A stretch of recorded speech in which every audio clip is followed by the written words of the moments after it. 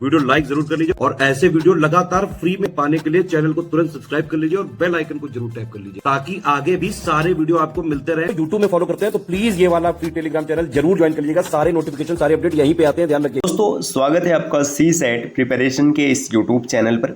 आज के इस वीडियो में हम लोग UPPSS प्री 2025 के लिए CSET मैथ्स के कुछ बेहतरीन प्रश्नों का डिस्कशन करेंगे। दोस्तों जितने भी प्रश्न हैं सब UPPSS के अलग अलग प्रतियोगी परीक्षाओं में पूछे जा चुके हैं, तो काफ़ी इंपॉर्टेंट क्लास होने वाली, क्योंकि यहाँ से प्रश्न बनने की प्रबल संभावना रहेगी। तो चलिए बढ़ते हैं आज के इस इंटरेस्टिंग सेशन की ओर। इससे पहले ज़रूरी सूचना यह है कि अगर आप टीम के पेड कोर्सेज को ज्वाइन करना चाहते हैं UPPSS मेंस 2024 के कंप्लीट प्रिपरेशन के लिए, या फिर RO एग्ज़ाम को आपने टारगेट किया है, UPPSS 2025 को टारगेट किया है, तो सभी के बैचेज चल रहे हैं। आप इनमें से किसी भी नंबर पर कॉल या व्हाट्सएप कर उनके बारे में पर्याप्त जानकारी प्राप्त कर सकते हैं। ये ज्ञान सर का व्हाट्सएप नंबर है, आप यहाँ से व्हाट्सएप के माध्यम से भी जानकारी ले सकते हैं। अब बढ़ते हैं आगे अपने क्लास की ओर। देखिए दोस्तों, यहाँ पर आप देखेंगे तो पहला प्रश्न दिया आज की क्लास का कि यदि एक वृत्ताकार मार्ग के बाहरी और भीतरी परिमापों का अनुपात 23:22 है तथा मार्ग 5 मीटर चौड़ा हो तो आंतरिक वृत्त का व्यास क्या होगा। देखिए यहाँ पर दो वृत्त बने और उनसे एक मार्ग बना है। मान लीजिए पहला वृत्त ये रहा और इसके बाद दूसरा वृत्त आपका यहाँ पर बना है। ये दोनों हमने इस तरीके से ड्रॉ कर लिया। ठीक, अब यहाँ पर देखिए क्या बोला जा रहा है कि ये बताया गया कि जो मतलब इनका परिमाप है, बाहर का जो वृत्त है इसका परिमाप अगर आप लिखेंगे तो परिमाप 2πr होता है। यहाँ पे रुके 2πr जो हो जाएगा, ये क्या हो रहा है देखिए, जो 2π कैपिटल आर है क्योंकि हम बाहर वाले की बात कर रहे हैं, और रेशियो निकालेंगे 2π स्मॉल आर के साथ, तो इनका जो रेशियो निकल कर आ रहा है ये 23:22 निकल कर आ रहा है। देखिए 2π से 2π कट जाएगा, कैपिटल आर और स्मॉल आर, इसका रेशियो है 23:22। ठीक, अब आगे क्या बताया जा रहा है, जो आंतरिक मतलब यहाँ पे मार्ग है 5 मीटर चौड़ा है। अब जब भी रास्ता बना रहेगा तो आप चलेंगे इसी पर, जैसे ये वाला जो पथ है तो ये 5 मीटर चौड़ा है। तो अब आपसे पूछा जा रहा है कि आंतरिक वृत्त का व्यास क्या होगा। देखिए इसका केंद्र कहीं यहाँ पर होगा। अब यहाँ से यहाँ तक देखेंगे तो ये आपका क्या है, ये मतलब आंतरिक त्रिज्या है, और यहाँ से यहाँ तक ये बाह्य त्रिज्या है। तो ये स्मॉल आर हो जाएगा, ये कैपिटल आर हो जाएगा। कैपिटल आर और स्मॉल आर का जो अंतर है 5 है, इतना आ रहा है। तो 1 की वैल्यू अगर 5 है तो फिर 22 की वैल्यू अगर आप निकालेंगे तो कितना हो जाएगा, 22 की वैल्यू हो जाएगा 110। लेकिन ये 110 जो आएगा ये त्रिज्या होगा। आपसे व्यास पूछा जा रहा है तो व्यास 220 होगा, जो कि पूरा यहाँ से यहाँ तक रहेगा। तो विकल्प C इस प्रश्न का उत्तर बनेगा। अगले प्रश्न पर आते हैं। नेक्स्ट प्रश्न संख्या 92 यहाँ पर दिया गया कि प्रेक्षण समूह x1 से लेकर xn तक आते हैं तो 50 होता है। इसका जो विचलन है ये का योग है -10। देखिए x1 x2 ऐसे डॉट डॉट डॉट xn तक जब आते हैं तो इसका आंसर आता है -10। और फिर बोला जा रहा है कि ये आप 50 तक गए हैं, 50 तक न जाके आप खाली 46 तक आइए। जैसे x1 x2 ये डॉट डॉट डॉट अगर यहाँ पे 50 तक था तो यहाँ पे 46 तक रखिएगा, तो इसका जो सम आ रहा है ये 70 आ रहा है। तो इनसे पूछा जा रहा है कि प्रेक्षणों की संख्या कितनी। देखिए सीधी सी बात है, 50 तक आए 46 तक आए, दोनों का अंतर कितने का है, 4 का है। ये 4 यूनिट को कवर करने के लिए आप -10 से 80 तक 70 तक गए, मतलब आपने 80 यूनिट की दूरी तय की, तो 1 यूनिट की वैल्यू 20 आ जाएगी। विकल्प C में यहाँ पर दिया है। प्रश्न संख्या अगला दिया है 93 कि एक त्रिभुज ABC एक समद्विबाहु त्रिभुज है। यदि ABEF पर क्रमशः BC और AC, यहाँ पे कुछ मिसिंग दिख रहा है, ये पॉइंट नहीं होगा यहाँ पे, ये इसको हटा दीजिए। अब पढ़िए, यदि त्रिभुज मतलब ABC एक समद्विबाहु त्रिभुज है जिसमें E और F क्रमशः BC और AC पर ऐसे हैं कि AE बराबर है AF, यदि BAE बराबर 40 है तो FEC का मान बताना है। यहाँ पे एक बड़ा बेसिक सा कॉन्सेप्ट लगेगा, अगर कॉन्सेप्ट आपको पता है तो आप प्रश्न तुरंत बना लेंगे। देखिए ये आपके सामने एक त्रिभुज दिया गया, इसको थोड़ा सा बड़ा बनाते हैं ताकि कॉन्सेप्ट समझने में आसानी हो। देखिए ये त्रिभुज हो गया, ये A B और C ये समद्विबाहु त्रिभुज है। देखिए यहाँ पर बोला जा रहा है, मान लेते हैं ये दो भुजा आपस में समान है। जब भी भुजा समान होता है तो उसके सामने के कोण भी क्या होते हैं, समान होते हैं। पहला कॉन्सेप्ट ये है। तो अगर हम इसको थीटा मान ले कि ये कोण थीटा बनेगा तो ये कोण भी क्या हो जाएगा, थीटा हो जाएगा। आगे बोला जा रहा है कि इनमें जो E और F है, देखिए BC पर यहाँ पर एक पॉइंट है E और AC पर एक पॉइंट है F। ये पॉइंट कुछ इस प्रकार है कि AE मतलब ये वाली रेखा जो है, ये रेखा ये बराबर हो जाएगा AF मतलब इस रेखा के, ये दोनों ग्रीन वाले आपस में बराबर हैं। अब जब दोनों बराबर है तो इनके जो कोण बनेंगे कोण भी समान हो जाएंगे। मतलब मान लेते हैं कि यहाँ पे कोण बन जाएगा x डिग्री का, तो यहाँ पर भी बनेगा x डिग्री। ये अलग अलग कलर इसलिए यूज़ कर रहे हैं ताकि आपको चीज़ें स्पष्ट रूप से दिखती रहे। आगे बोला गया BAE, देखिए BAE मतलब ये वाला कोड, ये कोड है 40 डिग्री। तो आपसे पूछा जा रहा है कि आप बताइएगा कि FEC का मतलब है ये वाला कोड, इसको हम मान लेते हैं Z, ये कोड कितना हो जाएगा। तो आपको Z की वैल्यू बतानी है कितना हो जाएगा। अब यहाँ पर प्रश्न को सॉल्व करते देखिए, एक छोटा सा कॉन्सेप्ट यहाँ पर काम करेगा कि जब कभी भी त्रिभुज ऐसे बनता है तो त्रिभुज का जो बाह्य कोण होता है, जैसे मान लीजिए यहाँ पे त्रिभुज बना, एक बाहर कोण बना है एक, है ना, और अंदर के एक कोणीय और एक कोणीय, तो जो बाह्य कोण होता है ये विपरीत अंतः कोणों के योग के समान होता है। तो इसी लॉजिक का प्रयोग यहाँ पर करेंगे। देखिए अगर आप त्रिभुज देखिएगा यहाँ पर AB और E को, देखिए इस ट्रायंगल को अगर आप देखेंगे, ये जो ट्रायंगल ब्लू कलर से खींचा जा रहा है, तो इसके लिए बाह्य कोण का काम ये पूरा करेगा, ये पूरा बाह्य कोण हो जाएगा। तो आप आराम से लिख सकते हैं x प्लस जेड, ये बराबर हो जाएगा ये बाह्य कोण के कारण थीटा प्लस 40 के। इतना समझ में आ गया।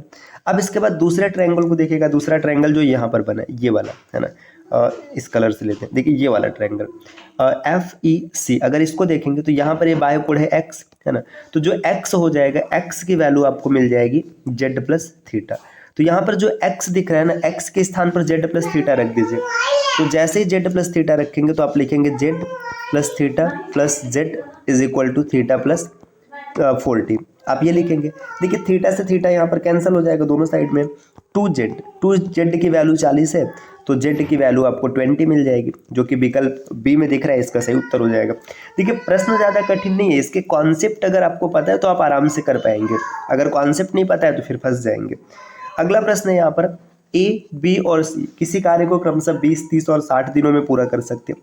कितने दिनों में A उसी कार्य को पूरा कर सकता है यदि वह प्रत्येक तीसरे दिन B और C द्वारा सहायता लेता है। देखिए A है, B है और C है। क्या होता है कि A काम को 20 दिन में करते हैं, B काम को 30 दिन में करते हैं और C का काम को 60 दिन में करते हैं। अब पहले टोटल वर्क क्या है, इसका एलसीएम निकाल लीजिए। अगर आप एलसीएम निकालेंगे तो यहाँ पे इसका एलसीएम आपको 60 ही मिलेगा। ठीक है, टोटल वर्क है। अब जब भाग करेंगे ना तो ये देखिए 60 काम कर रहे हैं, B 20 दिनों में कर पा रहे हैं तो 1 दिनों में 3 काम कर रहे हैं A। अगर B 30 दिनों में कर पा रहे हैं तो 1 दिनों में 2 कर रहे हैं, और C 60 दिनों में कर रहा है तो 1 दिनों में 1 काम कर रहे हैं। अब ये काम क्या होगा, देखिए A उस काम को कितने दिनों में पूरा करेगा अगर वह प्रत्येक तीसरे दिन B और C का सहायता लेता है। देखो पहले दिन A करेगा, दूसरे दिन भी A करेगा, तो 2 दिन में तो 6 यूनिट काम होगा। फिर तीसरे दिन क्या करेगा, ये इन तीनों की सहायता लेगा, तो तीसरे दिन भी 6 यूनिट काम होगा। मतलब 3 दिन में कितने यूनिट काम हो गया, 12 यूनिट काम हो गया। तो 60 यूनिट करने में यहाँ पर 5 से मल्टीप्लाई कराएंगे, यहाँ से भी 5 का मल्टीप्लाई होगा, तो 5 नहीं 15 दिन लगेगा। विकल्प 20 का उत्तर बनेगा। प्रश्न संख्या 95 दिया है, त्रिभुज ABC है जिसमें AB बराबर 3 है, BC बराबर 4 है। यदि कोण B 90 सेंटीमीटर व्यास है वाला AB वृत्त CD को D पर प्रतिच्छेदित करता है और D वृत्त की D पर स्पर्श रेखा BC को E पर प्रतिच्छेदित करती है, तो EC बराबर है। इस प्रश्न को अभी होल्ड करते हैं, इसको हम लोग आगे देख समझेंगे, इसका कॉन्सेप्ट क्लियर करके तब। अगला प्रश्न यहाँ पर है, x का न्यूनतम मान क्या होगा जिसके लिए संख्या 17 से पूरी तरीके से विभाजित होगी। एक संख्या यहाँ पर दिया गया, देखिए संख्या कुछ इस प्रकार से, ये ब्रैकेट बना हुआ है 3 और ब्रैकेट में x प्लस 63 और प्लस 640। अब अगर आप इसे 17 से भाग करेंगे ना तो ये पूरी तरीके से कट जाएगा। तो आपको बताना है यहाँ पे x की वैल्यू क्या होगी।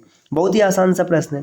देखिए इसका अंदर मल्टीप्लाई करा लीजिए। पहले आप लिखेंगे 3x और प्लस यहाँ पर 17, इसमें मल्टीप्लाई कराएंगे तो 3 3 9 6 3 18 और प्लस 640 और बटे 17। अब चाहे तो यहाँ पे 17 से आप भाग कर लीजिए, चाहे तो जोड़ कर भाग करिए, ये सब आपके ऊपर है जैसा आप करना चाहें। हम इसको डायरेक्ट भाग करते। देखिए 17 का स्क्वायर कितना होता है, 289 होता है, तो यहाँ पे 189 दिया है। आप क्या करिए 100 इसमें से निकाल कर इसको दे दीजिए। 100 अगर आप इसमें से निकाल कर इसको दे देंगे तो ये पूरा का पूरा कट जाएगा और यहाँ पर कितना बच जाएगा, 540 बच जाएगा। तो 3x प्लस 540 और बटे में 17, 17 3 51, 510 होता है, तो यहाँ पर बचेगा 3x प्लस 30 में आप भाग दे दीजिए तो यहाँ पे 13 बच जाएगा और बटे में 17। अब क्या करना है, x की एक वैल्यू रखना है जिससे पूरी तरीके से कट जाए। तो x की वैल्यू अब यहाँ पे अपना ढूंढेंगे। देखिए 17 1 का 17 होता है, x की वैल्यू 1 नहीं रख सकते। अगर x की वैल्यू हम 2 रखें, अच्छा परेशान होने से ज़्यादा कि आप ऑप्शन से चेक कर लो। x की वैल्यू 3 रखो, 3 3 का 9, 9 में 13 जोड़ेंगे कोई मतलब नहीं मिला। 3 सते 21, अगर आप 21 रखेंगे 21 और 13 34 हो जाएगा, पूरी तरीके से कट जाएगा। तो न्यूनतम पूछा है तो विकल्प सी इस प्रश्न का उत्तर बनेगा। x की वैल्यू आप 7 रख लो, देखो ये पूरी तरीके से कट जाएगा। अगले प्रश्न पर आते हैं। प्रश्न संख्या 97 यहाँ पर दिया है कि एक्स वाई जेड धनात्मक पूर्णांक इस प्रकार है कि एक्स वाई का यहाँ पर अनुपात मिसिंग है। देखिए एक्स वाई का अनुपात 1:2 है और वाई जेड का अनुपात 3:5 है, तो आपको इसका मान बताना है। कोई नहीं, आप आराम से बना लेंगे। एक्स वाई का अनुपात कितना है? 1:2 और वाई जेड का अनुपात कितना है? वाई जेड का अनुपात है 3:5, तो 2 यहाँ हो जाएगा, 3 यहाँ हो जाएगा, अनुपात निकाल लीजिए। 3 दूना 6 और 5 दूना 10। अब आपसे पूछा जा रहा है कि आप बताइए इसकी वैल्यू क्या होगी। एक्स की वैल्यू 3 रख लीजिएगा, 3 बचे 15, माइनस वाई की वैल्यू 6 रख लीजिएगा, 6 3 18, और प्लस जेड की वैल्यू 10 रखिए। इसको हल करिएगा 7 आएगा। अब 7 आ गया तो जो 7 का मल्टीपल है वही उत्तर बनेगा, विकल्प सी है। आपके दिमाग में आएगा कि 7 के 2 मल्टीपल होंगे, तो ऐसा नहीं होगा, और अगर ऐसा होगा तो यहाँ पर कुछ ना कुछ इसका फिर मान दिया रहेगा। अगला प्रश्न यहाँ पर है, सोनिया ने एक वस्तु को 16% के लाभ पर बेची। यदि उसे 4% कम में खरीदा होता और 8 रुपये अधिक में बेचा होता तो 25% का लाभ मिलता। वस्तु का क्रय मूल्य बताओ। देखिए सोनिया ने कोई सामान खरीदा, मान लीजिए 100 रुपये में उसने खरीदा तो 116 रुपये में बेचा, क्योंकि 16% का लाभ हो रहा है। अगर सोनिया ने 4% कम में खरीदा होता, 4% कम कहने का मतलब है कि 96 में खरीदा होता है ना, और 8 रुपये ज़्यादा ली होती तो उसे 25% का लाभ होता। तो पहले 25% का लाभ दिला दीजिए। अगर आप 25% का लाभ निकालेंगे तो यहाँ पे ये मिलेगा आपको 24 रुपये, इसमें जोड़ देंगे तो 120 रुपये का बेचा जा रहा है। अब एक चीज़ ध्यान दीजिएगा, 116 का पहले बेच रही थी, 120 का भी बेच रही, यहाँ पर डिफरेंस 4 का है, लेकिन प्रश्न में बोला जा रहा है कि 8 रुपये का लाभ मिल रहा है, तो एक की वैल्यू कितनी आ रही है? 2 आ रही है। तो इसका मतलब है कि ये सामान 200 का खरीदी थी शुरू में। विकल्प यहाँ पर 20 प्रश्न का उत्तर बनेगा। नेक्स्ट दिया है, एक घन के सभी फलकों को रंगने के लिए आवश्यक रंगों की न्यूनतम संख्या क्या होनी चाहिए जिसमें आसन्न फलकों के रंग समान हो। आसन्न फलक, इसका मतलब समझो। देखो एक घन आप जब बनाएंगे तो घन इस प्रकार से बनेगा। देखिए ये वर्ग हो गया, इसको 3D में कन्वर्ट कर देंगे तो ये घन हो गया, ठीक, यहाँ पर ये घन बन गया। अब आपको न्यूनतम कलर क्या चाहिए कि आसन्न फलक समान हो। आसन्न मतलब जो सटे हुए। देखिए अगर हम लोग इसको ग्रीन से कर ले, देखिए ये ग्रीन हो गया, तो अब इसके देखिए बगल में कोई ग्रीन नहीं होना चाहिए। अब जैसे अगर इसके इस साइड में ग्रीन करेंगे तो गलत हो जाएगा, ऊपर नीचे नहीं कर सकते, पीछे नहीं कर सकते। हाँ इसको भी ग्रीन कर दो, कोई दिक्कत नहीं है। देखिए एक कलर से आपने 2 फेस को रख लिया। अब इसके बाद जैसे मान लीजिए हम येलो को सेलेक्ट करते हैं, हमने येलो को यहाँ पेंट कर दिया, तो अब ये पीछे और ये सामने वाला येलो नहीं कर सकते, लेकिन नीचे वाला तो कर सकते, कोई दिक्कत नहीं। इसके बाद यहाँ पे ब्लैक कलर हमने सेलेक्ट किया, हमने सामने वाले को ब्लैक से कर दिया और ऐसे पीछे वाले को भी ब्लैक से कर दिया, तो 3 कलर में आपने पूरा पेंट कर लिया। विकल्प सी इसका उत्तर बन जाएगा। प्रश्न संख्या 100 यहाँ पर दिया हुआ है कि 1 से लेकर 100 तक कितनी संख्याएं हैं जो न केवल 4 से पूर्णतः विभाज्य बल्कि उनमें अंक भी 4 है। तो सबसे पहले तो सभी संख्याएं लिख लीजिए जिसमें अंक 4 होता है। जैसे देखिए 4, 14, 24, 34, 44, 54, 64, 74 और 84, इसके बाद 94। अब इसके बाद देखिए 40 वाली सीरीज छूट रही है। 40, 41, 42, 43, 44 हो चुका है, 45, 46, 47, 48 और 49। अब इनमें उन अंकों को बाहर कर दीजिए, मतलब जो क्या है 4 से विभाज्य है। तो आप 4 से विभाज्य वाले को बाहर कर दीजिए, जैसे 4 चला जाएगा, 24 हट जाएगा। इसके बाद आप देखेंगे तो यहाँ पे ये 44 होगा, 44 भी नहीं लिखेंगे, 64 भी नहीं लिखा जाएगा, 84 नहीं आएगा, 84 के बाद फिर 40 हो जाएगा, 42 हट जाएगा, इसके बाद 48 हट जाएगा। अब गिन लीजिए 1 2 3 4 5 6 7 8 9 10 और यहाँ पर एक 11 आ रहा है। 11 क्यों आ रहा है भाई, मैंने कुछ गलत किया है क्या? अगर आप इसमें देखेंगे तो 4, 14, 24, 34, 44, 54, 64, 74, 84, 94, फिर 40 भी है और 40 के बाद 41 भी है, 42, 43, फिर 44 हो चुका है, 45, 46, 47, 48, 49। अब प्रश्न क्या है, 1 से 100 तक कितनी ऐसी संख्या है जो न केवल 4 से पूर्णतः विभाज्य बल्कि उनमें 4 का अंक भी हो। तो ठीक तो है भाई, 14 हो जाएगा, 34 भी 4 से नहीं कटेगा, 54 भी नहीं कटेगा, 74 भी नहीं कटेगा, 94 ये भी नहीं कटेगा, 41 भी नहीं कटेगा, 43, 45, 46, 47, 49। देखिए 1 2 3 4 5, फिर 6 7 8 9, 10, 11, यहाँ पर 11 आएगा, इसमें ऑप्शन नहीं दिया है तो 11 को आप टिक करेंगे, 11 रहता तो सही हो जाता। तो ये हम लोगों की क्लास रही जिसमें हम लोगों ने 10 प्रश्नों का डिस्कशन किया। इस प्रकार के वीडियोस आपको लगातार मिलते रहेंगे, बस इसके लिए आपको चैनल को सब्सक्राइब करना है। और साथियों, अगर आप पीसीएस की कंप्लीट प्रिपरेशन करना चाहते हैं तो टीम के पेड कोर्सेज को ज्वाइन कर सकते हैं। मिलते हैं आपसे नेक्स्ट वीडियो में कुछ नई इन्फॉर्मेशन के साथ, तब तक के लिए नमस्कार।